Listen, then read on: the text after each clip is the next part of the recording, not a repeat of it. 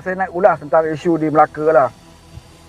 Isu di Melaka berkaitan dengan kenyataan Majlis Presiden yang dikeluarkan semalam, tak salah saya, di mana Majlis Presiden membuat keputusan iaitu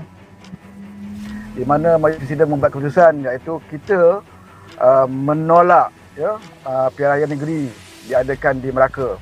Walaupun kita tahu bahawa yang meminta pilihan raya negeri itu, kita jangan lupa, ini penting, yang meminta pilihan raya negeri itu adalah daripada UMNO, Presiden UMNO sendiri, kemudian dipersetujui oleh bekas Ketua Menteri Melaka untuk tak mengadakan pilihan raya. Dia menasihati TYT untuk mengadakan pilihan raya dan TYT bersetuju untuk mengadakan pilihan raya negeri. Jadi kita kena set dalam minda kita, kena set orang Melaka terutamanya.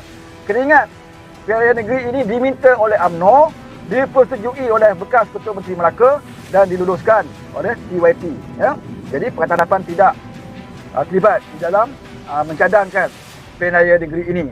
Sebab itu Pakatan Harapan menolak pilihan raya negeri diadakan di Melaka. Pertamanya atas kepentingan rakyat. Pakatan Harapan ni bila berdepan dengan situasi politik seperti ini, kita akan meletakkan kepentingan rakyat itu di atas sekali. Kepentingan rakyat itu diutamakan walaupun Pakatan Harapan mempunyai peluang yang terbuka untuk mengambil kembali mandat rakyat yang telah dikhianati pada PRU 14 yang lalu, tetapi kita meletakkan kepentingan rakyat lebih utama daripada kepentingan politik. Sebab itu kita tidak bersetuju diadakan pilihan raya negeri di Melaka di dalam keadaan pandemik COVID ini. Kita tak belajar daripada sejarah pilihan raya negeri yang diadakan di Sabah. Kita masih tidak insaf, kita masih lagi tamak, masih lagi rakus, masih lagi nak mempertahankan kuasa. Walaupun terang-terang kita dah kehilangan kuasa, kita dah kehilangan majoriti kerana dikhianati oleh rakan khianat sendiri. Sesama pengkhianat, dia mengkhianati rakan hanya kerana nak mendapatkan kuasa, kedudukan, jawatan, projek pasir dan sebagainya. Mereka sanggup nak menyusahkan rakyat sampai kerajaan tumbang, tetapi tak nak buat, tak nak melantik pihak lain untuk menerajui kerajaan negeri Melaka. Sepatutnya mereka mengambil langkah yang sama seperti beberapa negeri yang lain sebelum ini, di mana jatuhnya kerajaan dia akan ambil kerajaan yang memiliki sokongan majoriti. Ini tidak berlaku di Melaka. Mereka sanggup nak menggadaikan kepentingan rakyat untuk mencadangkan mengadakan pilihan raya negeri. Jadi ini ditolak oleh Majlis Presiden Pakatan Harapan. Kita memikirkan janganlah rakyat Melaka yang sekarang ini dah mula menarik nafas agak lega dalam fasa 3, saya rasa, dan keadaan kita dah buka rentas negeri, pelaburan dah mula nak masuk, orang berniaga dah mula nak balik berniaga, rakyat dah mula nak cuba bernafas kembali. Tiba-tiba kita nak susahkan rakyat Melaka dengan mengadakan pilihan raya. Ini akan mendatangkan risiko yang besar, seperti mana yang kita lihat waktu kita mengadakan pilihan raya negeri Sabah. Sebab itu Pakatan Harapan menolak sekiranya diadakan pilihan raya. Dan Pakatan Harapan juga menolak untuk dijadikan Melaka itu negeri yang diisytiharkan darurat. Sebab darurat pun akan mendatangkan risiko ataupun kesan kepada Melaka itu sendiri, terutamanya dari segi ekonomi. Mana ada pelabur yang sanggup melabur ke sebuah negeri ataupun negara yang dalam keadaan darurat. Jadi pilihan raya negeri ataupun darurat tetap mendatangkan risiko yang tidak baik buat negeri Melaka. Sebab itu Pakatan Harapan juga menolak cadangan untuk isytihar darurat di Melaka. Kita juga menolak untuk meletakkan satu kerajaan yang minoriti, kerajaan yang terang-terang tidak ada sokongan sebagai kerajaan sementara. Caretaker government ni kita juga tolak sebab tidak masuk akal.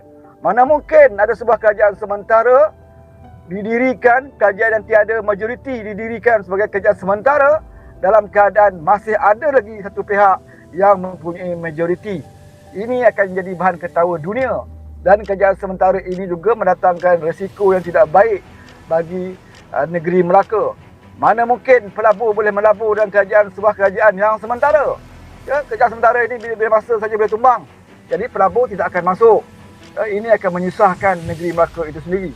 Sebab itu Pakatan Harapan dah mengambil keputusan cara yang terbaik, cara yang mengikut perlembagaan yang sebenarnya, cara yang lebih adil adalah dalam satu mengadakan perbincangan.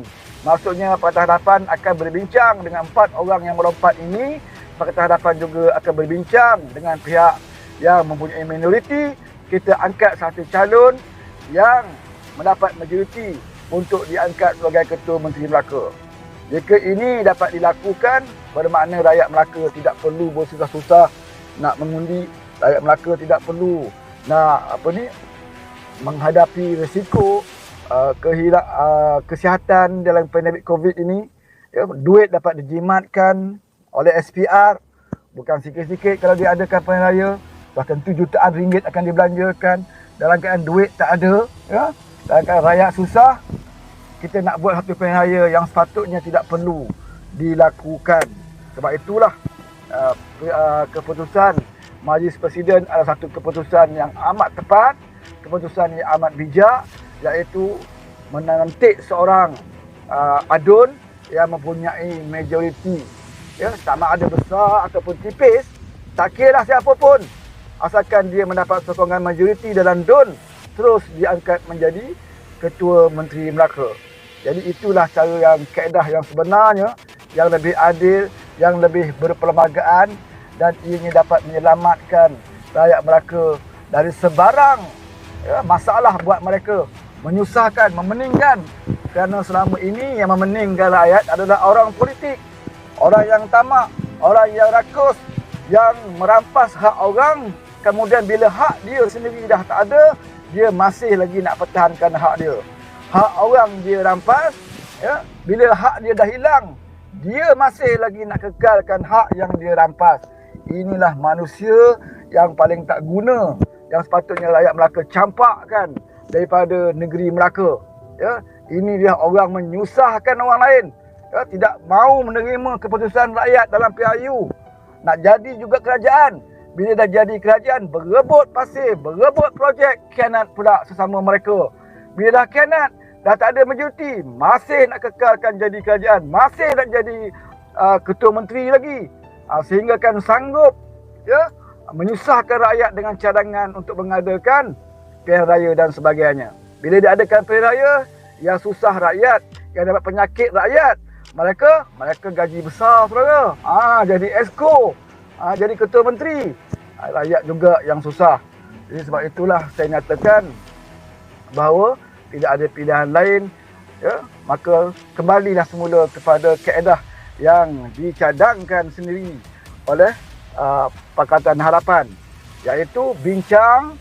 Pakatan Harapan akan berbincang dengan semua adun-adun, sama ada adun daripada UMNO Barisan Nasional ataupun daripada 4 orang bebas ini.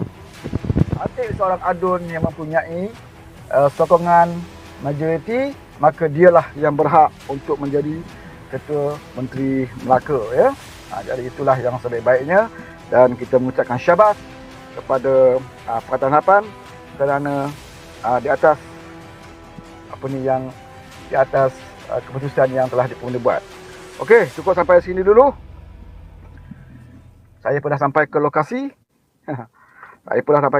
Jadi jumpa lagi di lain masa. Assalamualaikum. Bye-bye.